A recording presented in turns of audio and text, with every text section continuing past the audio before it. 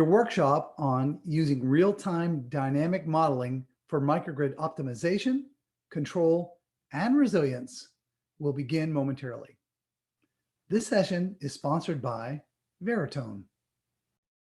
Hello and welcome to the Microgrid 2021 workshop on using real-time dynamic modeling for microgrid optimization, control, and resilience. My name is Kevin Normandeau. I am the publisher of Microgrid Knowledge and your moderator for this workshop.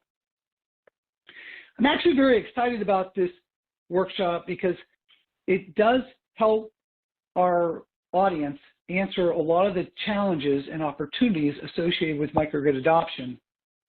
When you consider all of the factors that are involved with climate change, natural disaster, as well as the integration of renewables, these are things that are making microgrids and energy delivery more complex.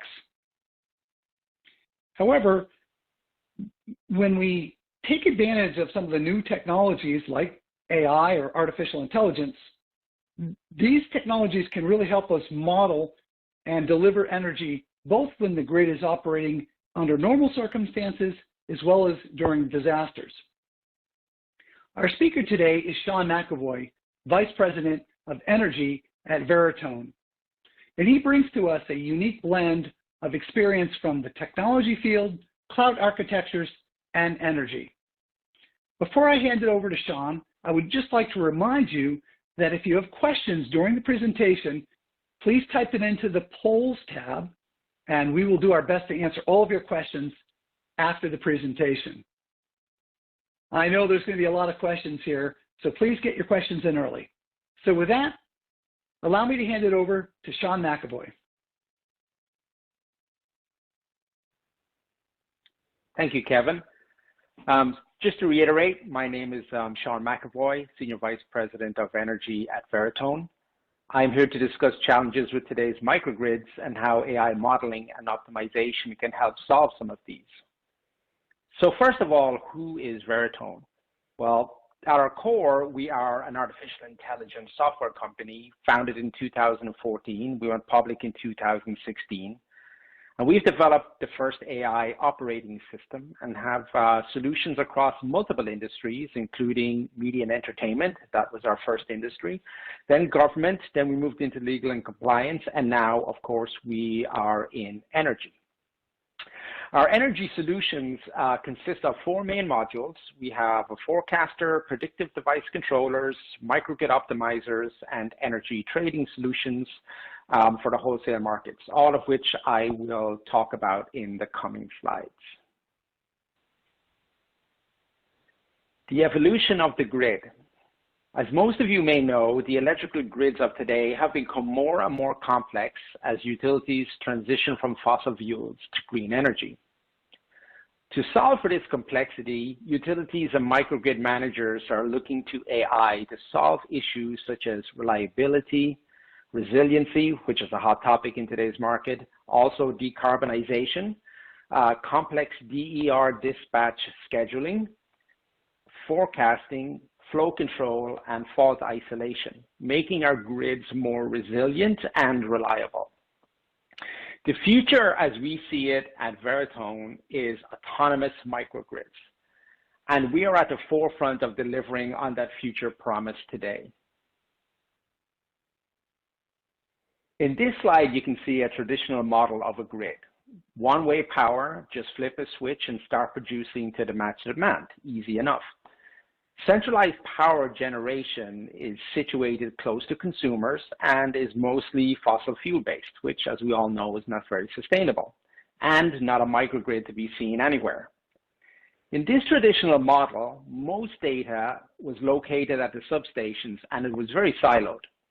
In some cases, you had a centralized data location performing a very specific task with lots of manual operation involved. Not so anymore. In the new grid model of today, we have increased complexity and unpredictability. There are macrogrids, microgrids, and nanogrids, each with their own distributed energy resources, which are typically located long distances from their intended destination. Also, we now have two-way power, with microgrids and virtual power plants contributing energy back to the main grid. We are also experiencing an increasing demand for more and more energy as new IoT devices are introduced daily.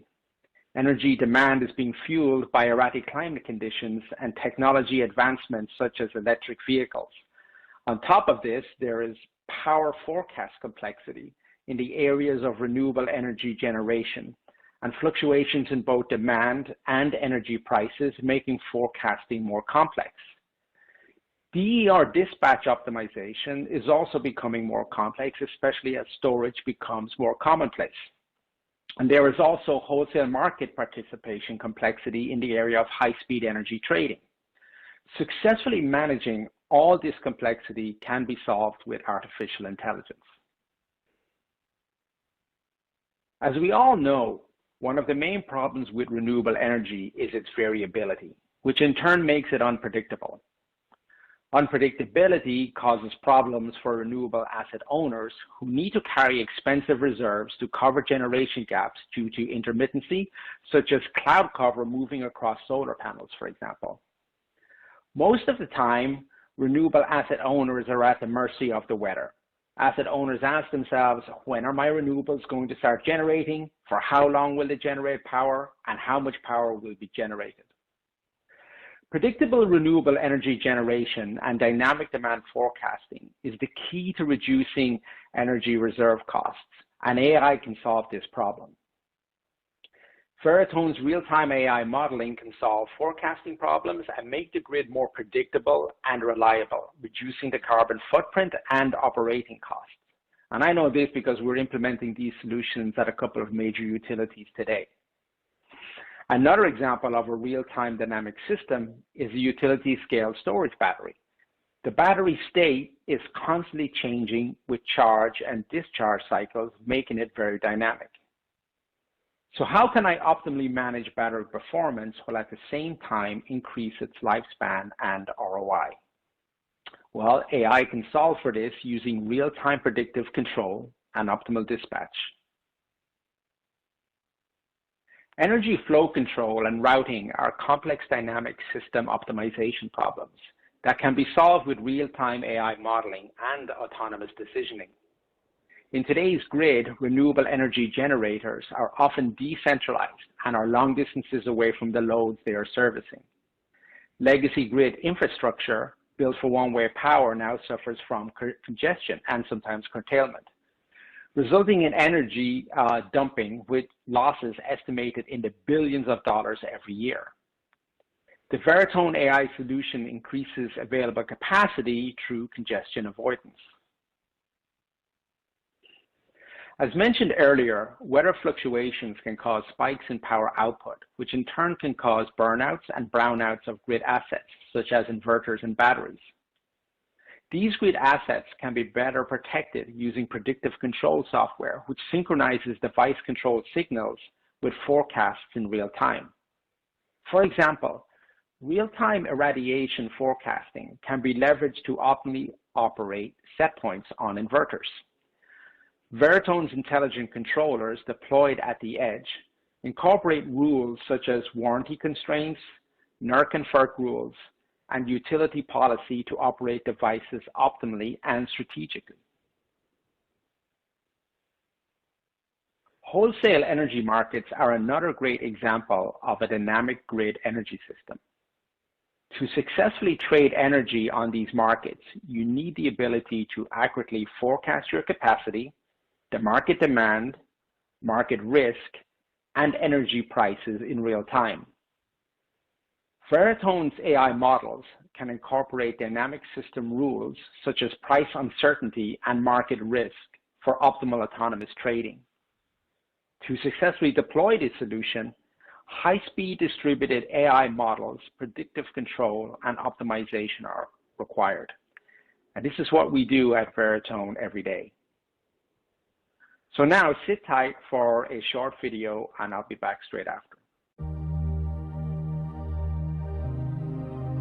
At Veritone, we believe artificial intelligence will play a key role in building a safer, more vibrant, transparent, and empowered society. Green energy is poised to change our world for the better. But to set off a green energy boom, the grid must go digital. Grid operations are becoming more complex. Today's utilities must respond to changing weather and energy demands, and day-ahead forecasts are no longer enough. An ever-growing number of distributed energy resources has led to network congestion, inconsistent energy delivery, device failures, and blackouts. Providers are under pressure to deliver a consistent and profitable energy supply across a variety of old and new energy sources, which often collide. Managing these complexities can be daunting. That's where artificial intelligence comes in. Veritone Energy Solutions are harnessing the power of AI, revolutionizing today's energy grids and cutting millions of dollars in costs for utility companies and consumers. Utility grid operators, equipment and storage providers, and energy aggregators use Veritone to optimize their smart grids. Our patented AI technology first collects current weather forecast data, energy demand, and pricing data, and sends this data to the control hub. Autonomous control and decision-making can be centralized or distributed to individual microgrids and devices. The control hub also detects the current state and capacity of each energy device on the grid. From there, we apply predictive models, rules, and learning to determine the optimal energy supply mix and pricing to meet grid demand in real time. So forward-thinking operators know how much energy to send to which device, at what price, and when, based on predicted future conditions. This process repeats every second of every day for a perfectly synchronized and optimized energy grid. With Veritone, utilities can deliver profitable renewable energy with unparalleled grid stability and efficiency. We're optimizing the energy grid and accelerating the world's transition to more sustainable, reliable, and affordable energy. Join the AI revolution. Contact Veritone today. Welcome back. I hope you enjoyed the video. So who benefits from Veritone's real-time AI solutions? Well, microgrid developers do, independent power producers, asset owners, fleet managers, and utilities. Also hardware providers, such as inverter manufacturers and storage providers who need intelligent, predictive controllers to prolong the life of their assets while operating at optimal performance levels within warranty rules. Resiliency is another hot topic in today's industry. When I think of resiliency, I look at how microgrids can operate offline in times of extreme events. Microgrids are a perfect example of a real-time dynamic system, and AI has the ability to predict extreme events. AI can autonomously manage complex dispatch and flow control to satisfy the most critical microgrid loads. And AI knows when to reintegrate the microgrid with the main grid and synchronize all of the assets, bringing the microgrid back online in optimal fashion. The Veritone CDI technology has 5 main solution modules deployed either centrally or at the edge.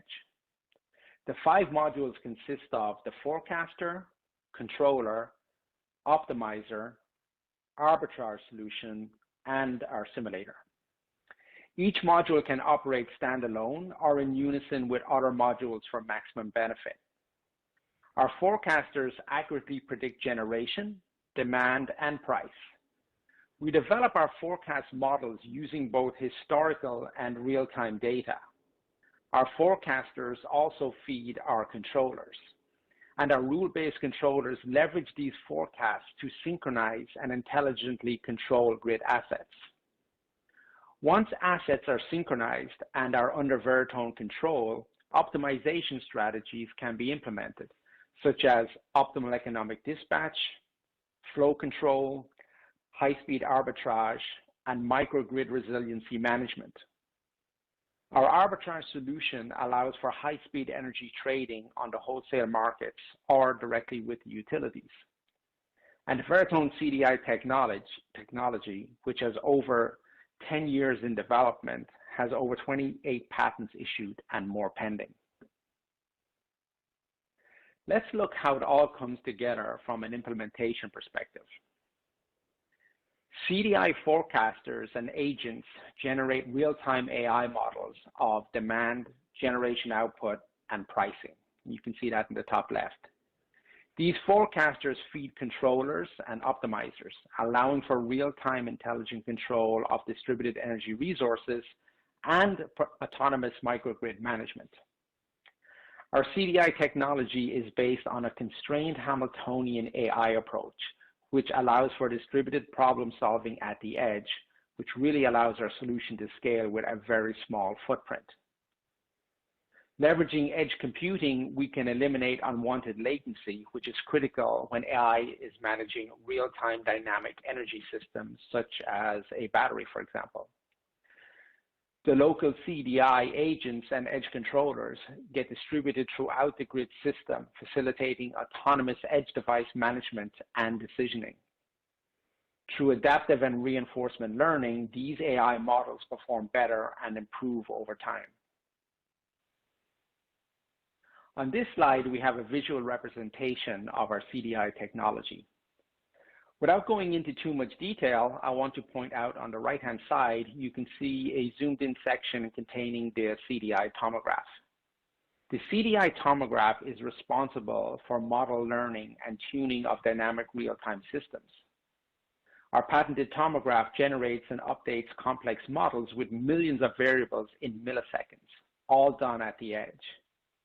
These models are rule-based, and the CDI technology allows for distributed agent synchronization using the mean field algorithm shown in the picture. So let's look at some use cases for the Veritone energy solution. Veritone's energy solutions solve for a wide range of dynamic system use cases, including autonomous microgrid management, predictive control, accurate forecasting, flow control, optimal economic dispatch, microgrid islanding and restore, DER optimization, as well as high-speed energy trading. The use cases are applicable to grid operators, independent power producers, developers, energy traders, and hardware manufacturers. The use cases on the previous slide are applicable to both front of the meter and behind the meter applications, whether it be a virtual power plant, as you see here, where there's two-way power supply, microgrid storage, and DER optimization to offset peak loads. In this last example, we have a predictive edge control for a large microgrid, incorporating DERs, storage, and backup gensets to create a self-sufficient and sustainable microgrid. Well, that's all from me. I'm now going to hand it over to Kevin for the Q&A session.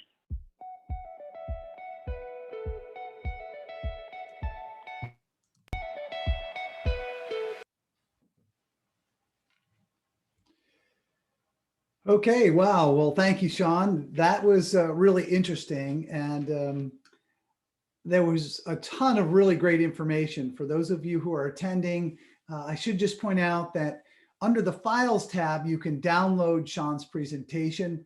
A lot of great information in there.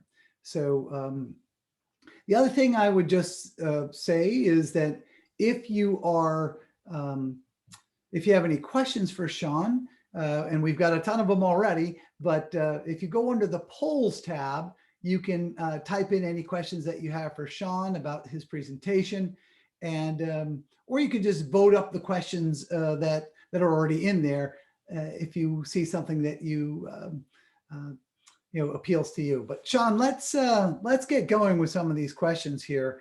I will start off. The first question was, you mentioned energy flow control and modeling. Can you give us an example of when, let's say, a set of distributed energy assets caused congestion and when it led to curtailment and dumping? Love to know a little bit more about that. You touched on it briefly. Yeah, we had one such project in San Diego, California. I'm just picking on this one. Where there was distributed energy resources in terms of both wind and solar, which were quite kind of distances away from the particular substation. And It was like not a substation put in for the solar or the wind. It was an existing like substation that was already handling like certain loads. So when then you would like start producing solar and wind, and that energy would come and it would all kind of hit substation at once. There was congestion there in terms of, let's call it like bandwidth, in terms of substation being able to kind of handle that, which like resulted in curtailment and dumping. And for us, you know, we look at it in terms of, okay, you know, all the substations in a region, all the kind of transmission paths to get to them. What is the load at substation? Because you're modeling the substations like all the time, and what is like optimal like flow path to get to destination without without like having to experience like curtailment or dumping. And that was like a project we did in San Diego. So there can be some significant savings by using these models. Yeah, I mean, like, not only that, but you can also like determine, okay, there's not a best path right now, so let's divert to storage, you know, and storage was put very close to that substation, and you know, that was another method of like not losing your energy on wasting like, you know, cost, was to divert it to storage. Gotcha. All right. Well, let's move on. Next question here was, how would you use these products in a residential or commercial microgrid use case, whether connected to the main grid or in an islanding configuration? Yeah, so this one is coming up more and more.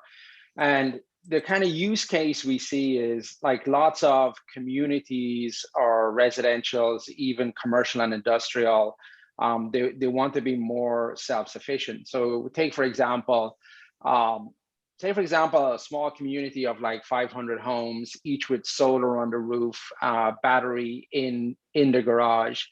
You know, the key thing about like a microgrid or a virtual power plant here is that we would put controllers in all of the homes. So we're controlling and monitoring. We build a model of the home, but then we build a model of the community as well.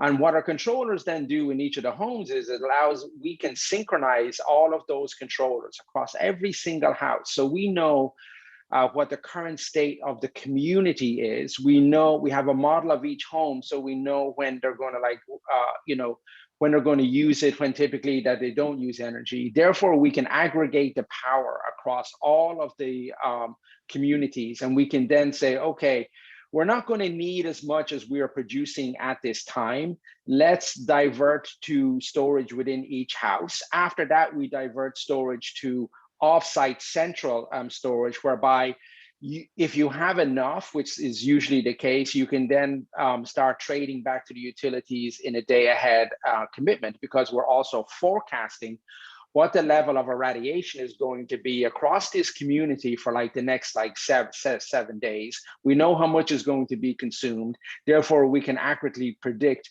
how much we're going to pump into storage that then can be used to, as I said, sell to utilities. And it can that then can like go back to the ratepayers. Wow, that's a great. That's a great. I like that one a lot. I mean, that one always like is a fun one to do for me. Sure, I imagine the same would be true with a commercial application, but yeah, I mean, on the commercial side, industrial side, like, where we're seeing like microgrids now is even starting with like one business, because typically, the cost can be kind of expensive, like somewhere around, it can be like 2 million to 2.5 per megawatt like size. But we're seeing like, companies just want to like for themselves, their business, have their own microgrid. We had one recently I'd love to be able to talk about, but it was a very cool company who's just like starting to do this. Cool. Well, some of the things you touched on led to some other questions from our audience, so we'll continue to move on. This one said, hey, can AI be used in a microgrid for reducing demand charges? Yes, it can. I mean, and that all comes down to, forecasting. So you start with the whole forecasting of making everything predictable, generation, and also demand. You can like, once you know both of those, you can then say, okay, I want to move like certain times of use to different times of actual day.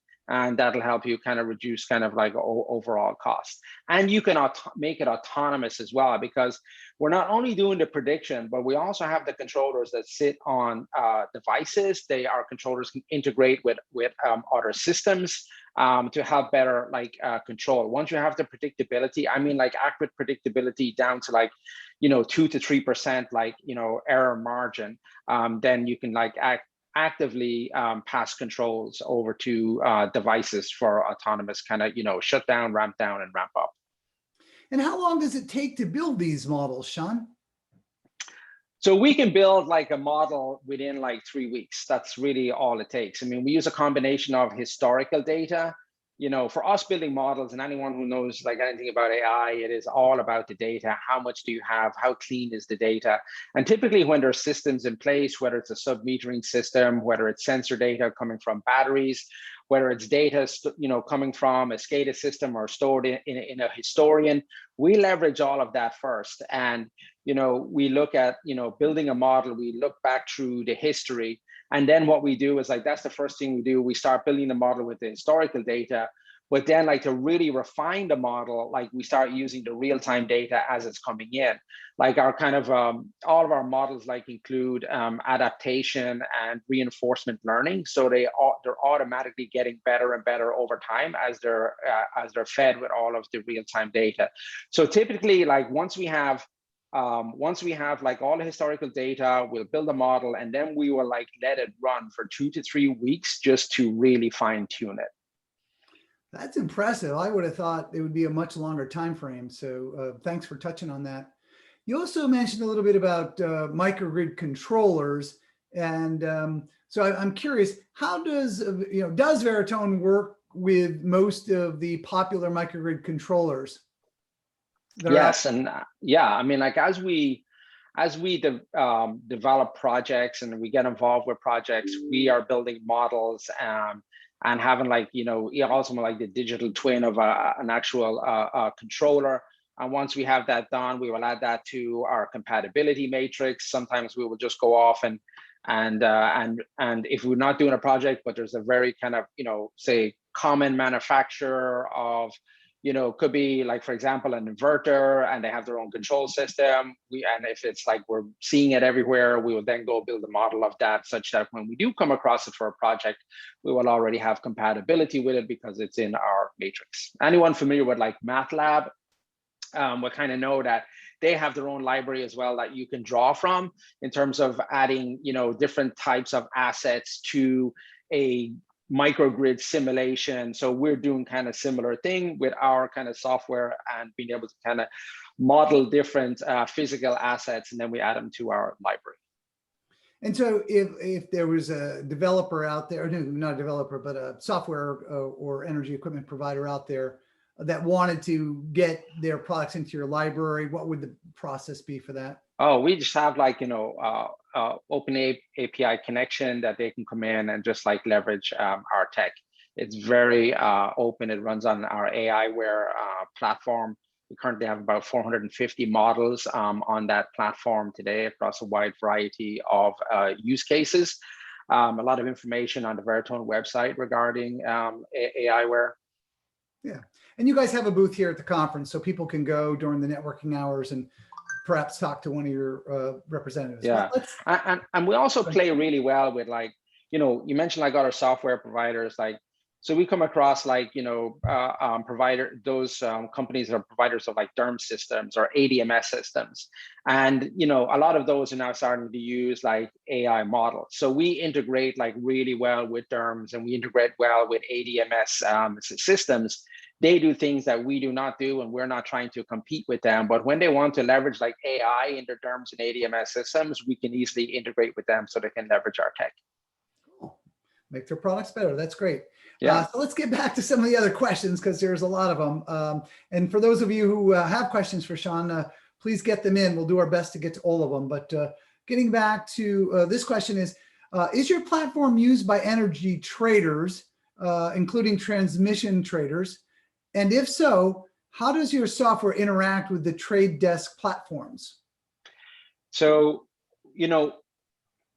On the trade desk, it's typically those who are looking at, say, demand forecasting. So an area where we started was typically, hey, on demand forecasting, can you help us out with this? So we can provide, like, you know, as I said, a lot of like predictability down to 3% like error rate on load forecasting. Once you have your load forecast, you're like, okay, I see dips here. We got to cover for that. We need to go buy energy. Like our software is like, we build a model like of this demand. And then like we plug into whatever like trading system that they have today. And we're just like another like, you know, a graph on the screen that is showing and making recommendations right now in terms of pricing and in terms of demand. And we kind of correlate both of those, but it's not like we build our own like trading desk system. We just integrate with what existing is there. We provide them the models and the visualizations of their models to help them make better decisions. In some cases, they will go as far as to allow it to be autonomous in nature, where it's making decisions for them themselves. But typically that takes like a period of time as you build up confidence in our AI models, you know, because the industry is kind of like old and AI is kind of like, okay, this new thing is like, it's going to do it. It's going to make decisions itself. You know, am I ready for that? So you kind of just build it up like gradually over time. And it's all about like building confidence around the actual AI. Great. Well, before we move on, just to be clear, is the platform both for energy traders as well as, you know, transmission traders? It's mainly for energy traders. Okay. Just wanted to clarify. Lots more questions to get to. This is an interesting one. So the audience wanted to understand, it's not clear to me how an AI microgrid differs from a standard microgrid. It seems like many microgrids can perform in this way. How would you respond to that? So what I would say is what is the autonomous decision-making that comes with AI is a key differentiator between a normal grid and an AI-driven microgrid. And the decisions that are made are made based on data. And it takes like human error out of the loop. So typically, you know, in a normal microgrid, you have human in the loop. On an AI side, you have the human on the actual, you know, outside of the loop in a supervisory manner. And so basically like these decisions can be made like in absolute like milliseconds and allows the reaction time on a grid to be much faster than normal. So, you know, in the time of like an extreme event, for example, that needs your grid to island, to go into island mode so you can protect like certain critical services. Like the autonomous decisioning that comes with our software will make that decision like in a millisecond. You know, that, so then you're going to have like more energy. For example, decisions are then making on top of that, divert energy into, you know, into storage, etc., because it's already planning. You know, and then it's also monitoring and looking at the model for when it reintegrates back with either, you know, other microgrids or reintegrates back into the main grid. But I would say like the key difference is definitely the predictability and forecasting that also feeds into the autonomous decision making. And like, you know, there's a lot of kind of new discussions out there about the autonomous grid. And this is where we believe that our software is already there, and that's where it's going to go even further, is on the autonomous nature of grids. Yeah, and interesting question though. I like that question. That was good. I thought it was a good question, and I guess, you know, from my perspective is as we get more of these microgrids out there and start becoming a network of these microgrids, this predictability and autonomous interaction is going to be critical for the system to work properly. Correct. Yeah. Okay. Absolutely. Hey, Ryan Bazler here. I'm work closely with Sean. Just to add a little bit of color to that, you know, just the massive amount of data that is required to make intelligent decisions, no human being can possibly do it, right? So when you consider the irradiation data, load demand, you consider pricing, weather changes, weather forecast changes, cloud cover, all of this is happening in basically real time.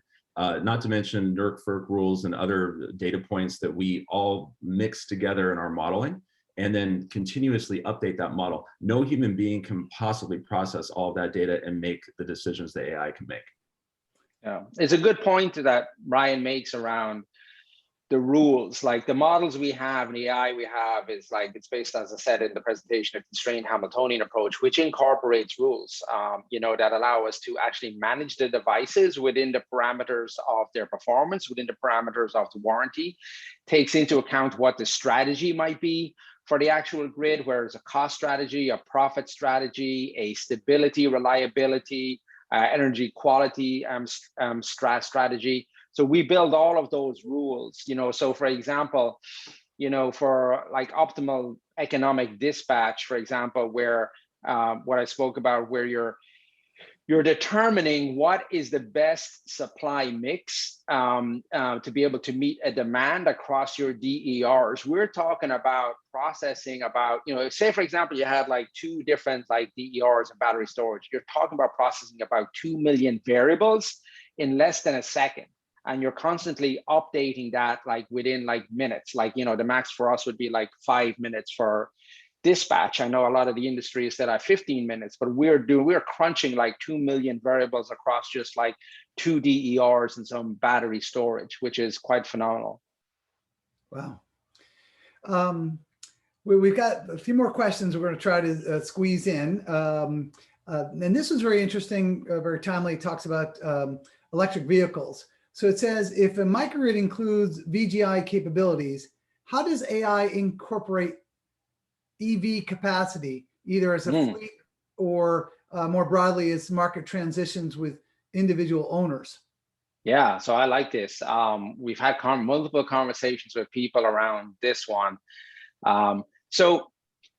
Again, like when we talk about, say, look at residential, and we're building a model like of the actual home, each of the home in an actual community. So we look at not just like the storage battery that's on the wall, and we have like a model built around that, but we're also looking at if you have an EV car, and what is the capacity of your kind of the battery that's in your car. Like I have a Tesla, I want to know like what you can just look at the app and determine how much is in there. If you then plug that into the overall kind of control system of your actual house, and you have the ability and the regulations are there to be able to feed that energy back, into your own home, because you're not going to, the model of like your usage, you're not going to use it like in the evening, so you're going to charge it during the night. Well, at your peak time at 6 or 7, you can draw from battery in car. You can also draw from EV charging stations. So if you look at like outside your home, residential and commercial, you can draw from the fleet of battery chargers are out there, because you're understanding like when the demand and usage of those EV charge stations are going to come into play, and more importantly, when they're not. And when they're not, you can then say, okay, we're going to feed this back into the grid. You should be able to do that in times of when there's great stress on the grid, and you get a call for that. And then at the same time, because you're building a model of the grid that they're connected to, when the best time is to go and charge those EV charge stations, the same way as is the best time to be able to go charge a car. Gotcha. And that one is like a little bit more futuristic, like out there, but we are tracking it very closely, and I love that example. Love it. Yeah, me too. I was thinking this session and that question really fits into next week's theme, which is all about kind of the future of microgrids. Yeah. So we've only got a few minutes left and a lot of questions. We're not going to get to them all, but how about we do a little lightning round? So I'm going to push you to get some quick answers on these. And then of course, folks, if you have more questions for Veritone or any of our partners, you can visit them in their booth. But here we go, a little lightning round question. Are there any operating microgrids using this technology, and can you describe how they are using it? So yes, microgrids using this technology. The most common group of features that we have around it is because most of the microgrids have solar, so it's predictability around energy generation. You're also doing then controlling like the inverters. You're protecting the longevity of the converters. You're doing frequency control. You're doing VAR control, and then you're doing battery optimization.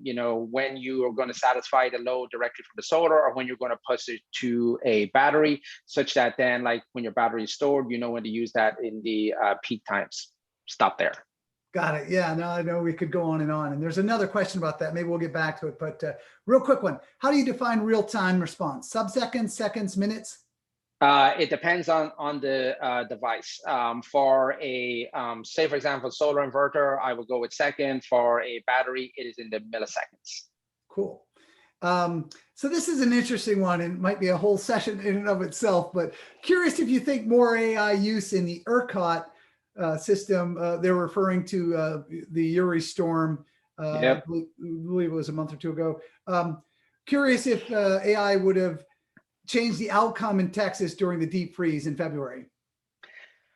I mean, I've been asked this like a lot. Okay, and this is a lightning round, so I'm trying to give a short answer for this. At a minimum, I would say on the predictability side, in terms of the weather forecasting and then autonomous decisioning around that predictions, to be able to divert more into storage, even though it was probably like low duration storage, it would still help when you are, islanding off like, certain areas of critical services to be able to keep them longer. If they were playing in the capacity markets, you would have a much better chance of being able to make, decisions on buy sell, for additional capacity. And, as well as that, like on the wind side of the house, I believe a lot of those wind turbines were gearless wind turbines, which really play well with AI, who can, determine different kind of weight distribution across the different veins when they start to ice up, and then you can take precautionary measures to keep those going. So again, it's about like building models of each of those devices, adding the predictability in there, adding the autonomous decision making in it. So you're taking action like right now based on all of the different variables that are at your disposal and the models are actually crunching, versus waiting for the actual train to come off the track. Gotcha. Well, it certainly sounds like it would have helped. I'm afraid we're running out of time, and it's unfortunate because we've got a lot more great questions here. But I would say, hey, I can stay for an hour. I'm good. I like this. This is good. Well, unfortunately, we've got another session coming up at the top of the hour. But I would say this, folks. Veritone has a booth here, and you can also just click on Sean or Ryan's bio right there and schedule some time with them, or send them a quick email. But I want to thank you, Sean and Ryan. This has been a really fascinating and a very educational session. And keep up the great work. And again, I'll just remind folks, the presentation, because I thought there was a lot of great information in that, is available under the Files tab. So thank you, Ryan. Thank you, Sean. We appreciate your time and your insights. All right, my pleasure. Thank you. Thank you. This concludes the session. Our next session will begin at 1 p.m. Eastern. We hope to see you there. Thank you.